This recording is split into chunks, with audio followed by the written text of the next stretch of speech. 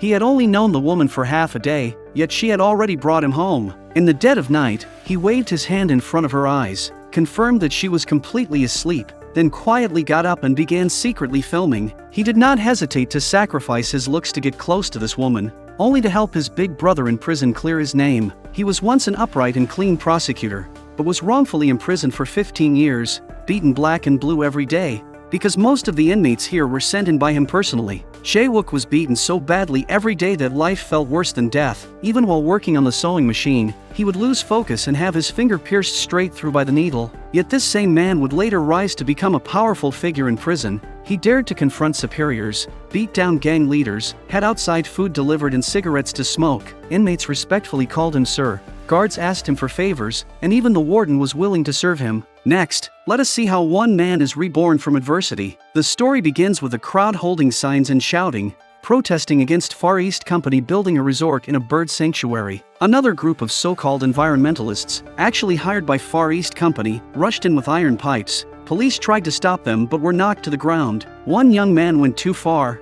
beating a policeman until his head was covered in blood. The media hyped up the bloody conflict, and public opinion began condemning the bird lovers for their violence. Jae-wook realized this incident could not be separated from Far East Company, so he summoned the company boss Jang Hyun-suk according to the law. Jang claimed the violence had nothing to do with him, and even threatened Jae-wook not to risk his career. 원한 돌이 정 맞는 것이 이것이 세상 이치 아니 뭐요 이거 이거 인권 타령 아니야 이거! Jae-wook's temper flared, and he unleashed a furious set of punches. 합의 11년을 내가 그 개지랄을 떨면서 왜 검사 배지 단 줄 알아? 너 같은 양아치 새끼들 합법적으로 깔라고. When the interrogation led to nothing, he immediately questioned the young man who had been arrested. The man gasped for breath and claimed he was an asthma patient who needed medicine to prevent attacks. He denied being ordered to create the riot, even reciting knowledge of bird migration to prove he was truly a bird lover. 철새가 러시아에서 한 번 뜨면요 15일 정도를 날아요. 땅도 한 번 안 볼 거, 먹을 것도 안 먹고. 철새 도래지라는 데가 그런 철새들이 들렀다가 밥도 먹고 물도 먹고 하는 데입니다. 근데 그 도래지 개발하면요 개들이 날아왔다가 떼죽음을 당해요.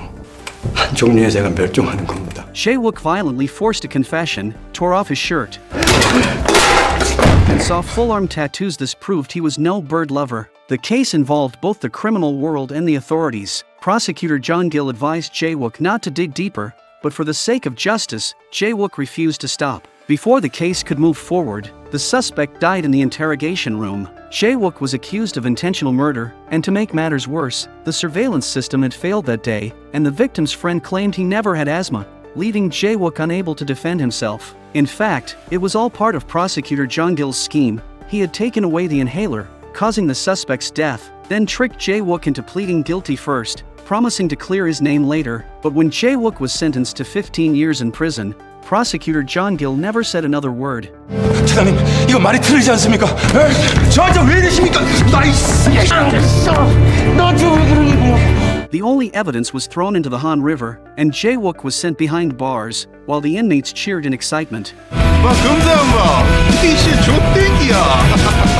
He had once sent countless criminals into prison. Now, like a lamb in a tiger's den, he was beaten black and blue every single day. As long as no one was killed, the guards turned a blind eye. One day, Jae-wook learned the government had approved the Far East Company's resort project. Watching Prosecutor John Gill smiling proudly on TV, he finally realized he had fallen into a trap. That night, tossing and turning in his bunk, Jae-wook decided to apply for a retrial, but the warden had already joined hands with the prosecutor to keep him inside forever. The retrial request was blocked on the spot, and the prosecutor mocked him coldly.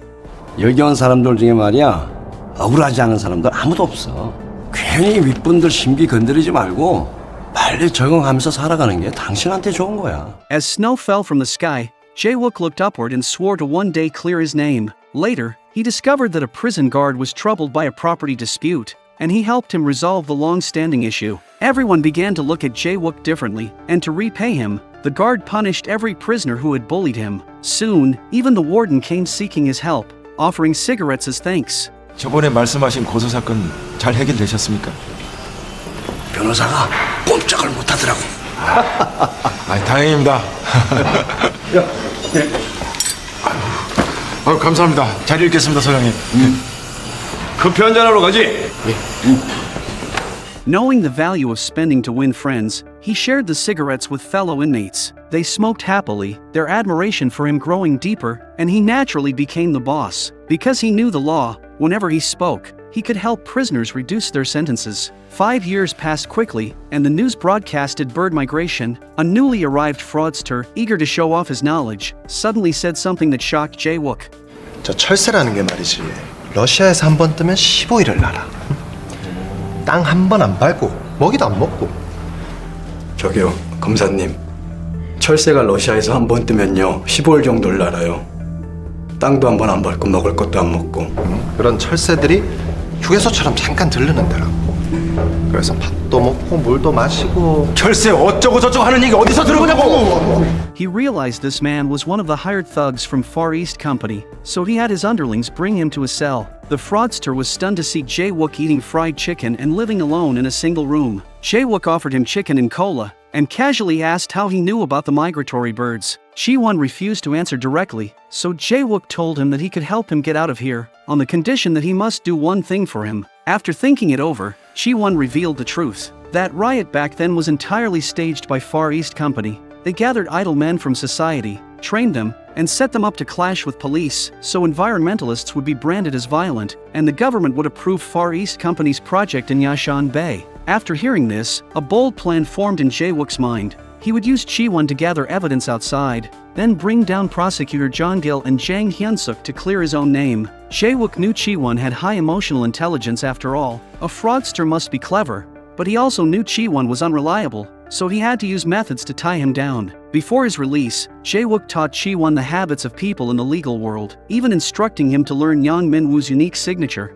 because this small detail would determine whether their plan for retrial would succeed. After training, Chi-won managed to get acquitted under Jae-wook's guidance, and he vowed to repay him by obeying completely. Once out of prison, Chi-won gathered his old riot partners for drinks, then got Bulk, the friend of the deceased suspect, drunk, and learned that he had lied for money. In prison, Jae-wook received the recorder with this confession, then sent it along with retrial documents to the court. Meanwhile, prosecutor John Gil was still dreaming of becoming mayor, unaware of Jae-wook's plan. During an election, any mistake could ruin everything, so when he learned the court had obtained the recorder, John Gil furiously confronted Jang Hyun-suk, struck him with a kettle, and ordered him to get rid of Bulk immediately. Even as a gang boss, Jang Hyun-suk had to bow down to the powerful official for years they had colluded, Jang advancing Far East projects with his influence, and splitting the profits with prosecutor John Gil. After finding Bulk, under the orders of prosecutor John Gil, Jang Hyun-suk crippled Bulk. John Gil then invited Yang Min-woo,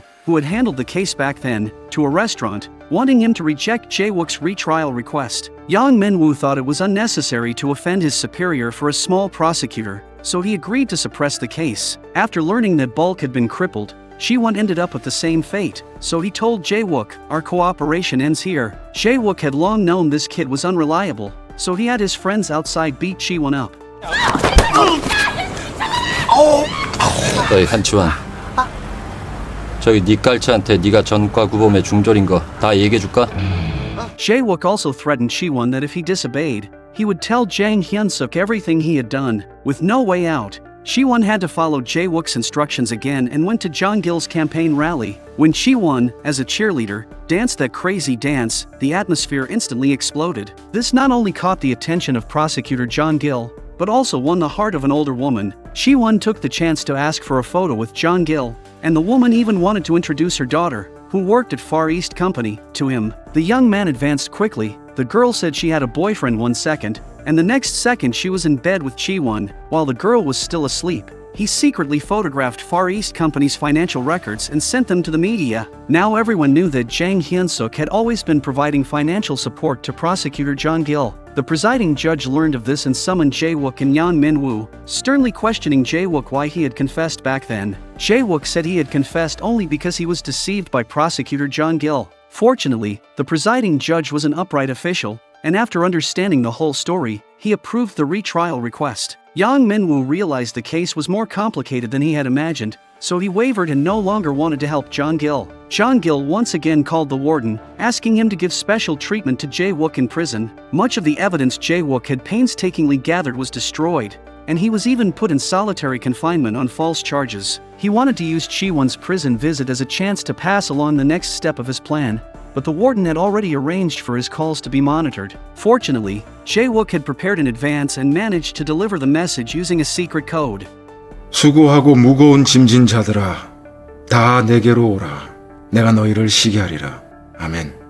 아멘. 11장 28절. Chi-won withdrew a large sum of money from the bank, and under the suggestive gaze of the bank staff, he walked away with style. He then found Jong-gil's former accomplice Kang Young-sub. It was he who handed over the evidence, the asthma inhaler, to Jong-gil back then. Now Kang Young-sub was living in poverty, so bribing him with this money was effortless. After bribing the key witness, Chi-won set his sights on Yang Min-woo. He forged the identity of a prosecutor and slipped into a banquet filled with legal elites. With his flawless flattery, Chi-won made the officials laugh with joy. Yang Min-woo thought he was the privileged son of a powerful family and rushed to befriend him. The next day, Chi-won used fake documents to enter Yang Min-woo's office, and Yang Min-woo welcomed him warmly. After all, someone who could mingle so easily among high-ranking officials was clearly destined for success. During their conversation, Chi-won told Yang Min-woo, "You'd better stay away from Jong-gil to avoid getting dragged down." 제가 장현석을 조사하고 있었는데 얼마 전에 이런 게 나왔습니다.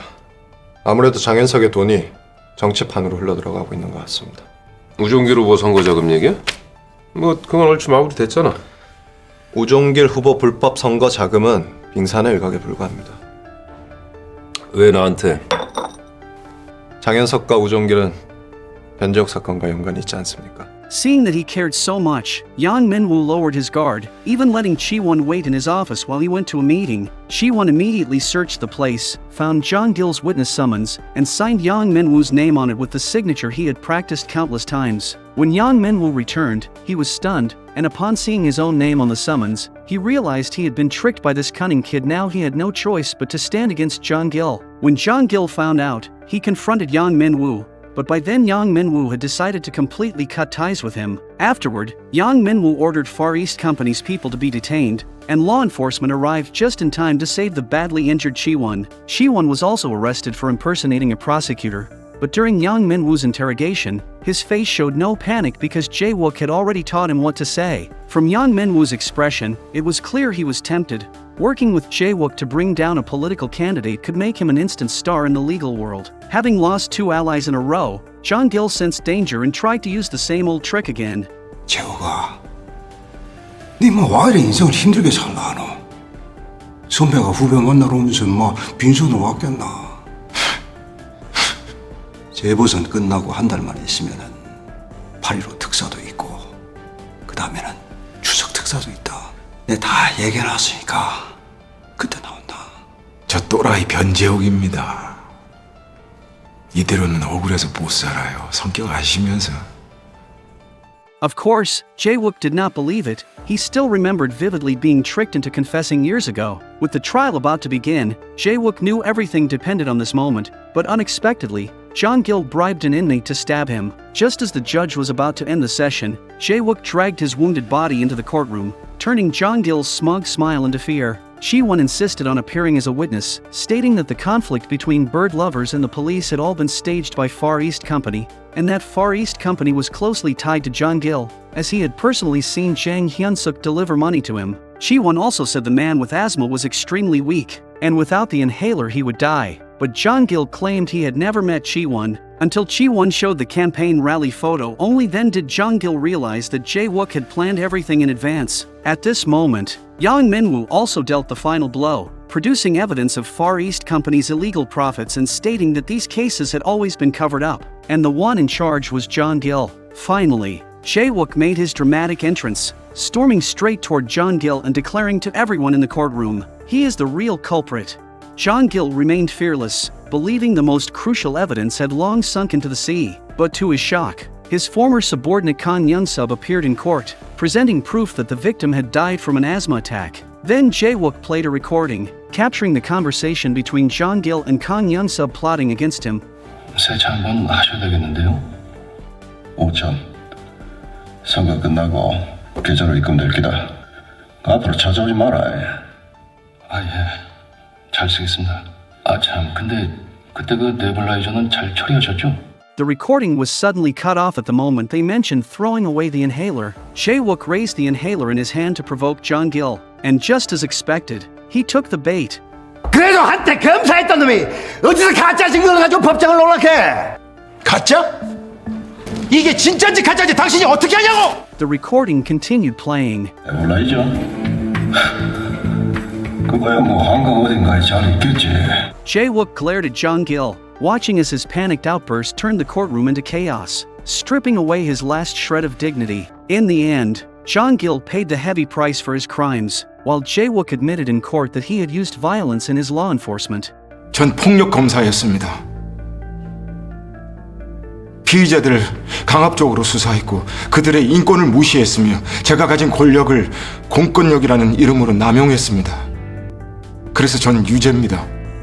Those 5 years of wrongful imprisonment were perhaps not entirely unjustified. In the end, Yang Min-woo became the biggest winner, shining under the spotlight, and Jae-wook finally regained his freedom, re-examined himself, and decided to abandon violence and hold on to his sense of justice. This is where the story ends. If we compare this film A Violent Prosecutor with The Shawshank Redemption, they share a common theme, self-redemption, but their styles are clearly different. The former is bright and witty, while the latter is dark and oppressive. In terms of depth, The Shawshank Redemption is clearly superior, but in terms of excitement, A Violent Prosecutor stirs the nerves even more. Korean crime films always manage to reflect political corruption and criticize human nature, leaving viewers thrilled while also provoking deep reflection. As for the actors, Hwang Young-min's performance was outstanding as always. His mastery of detail vividly brought out the complexity of the character, so every film he stars in resonates with audiences truly worthy of being called the Emperor of a Thousand Faces.